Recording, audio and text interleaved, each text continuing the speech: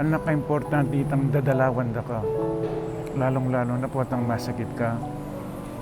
Itang dadalo at inyang dadalan.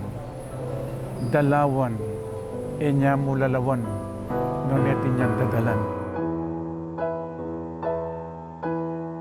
Itang daratang yung birhen aliwa. Bala mo itang ingima mo daratang yan. Nya po itang daratang yung birhen na katula.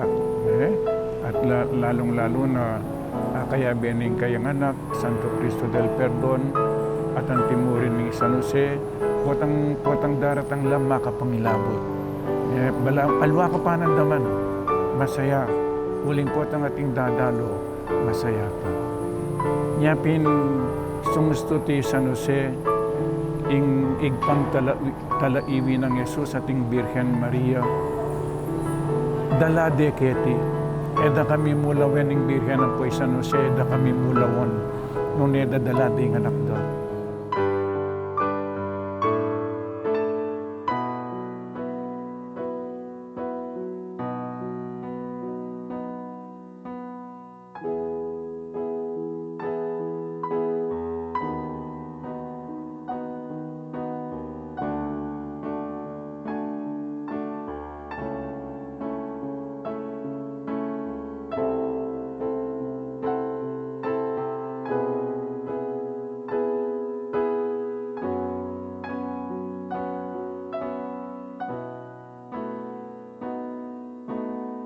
Babalikan tamo niyan tinggap tamo in Christianity.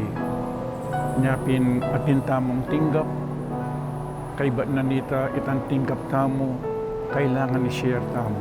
Pero yung tunay kapasalamatan, o ang ating kang tinggap, ameni batan kingapin, apong gino kay ba't i-share me. Emo mo sasabihan, thank you Lord, mayan niya ita. Na naman yung tinggap mo kasalpantayanan, o liwapang grasya kailangan idake mo. Kay ba't nanita, ing tunay pang pamamaya kapasalamatan niya pining sumuyo ka. Kaya nga pong Ginoo at karing kaparang tao. Ing bagyo pansamantalayang, ing bagyo ing unos siya pining pandemya. Nya sana'y sadsad tamo, lalo tamong maging matibe, kasalpantayanan, at may kakalugod, may papanyaw, may papagmasabal. Alang mabating, at nga pong Ginoo, apurian tayo sana, king kapamilatanan iting pandemya.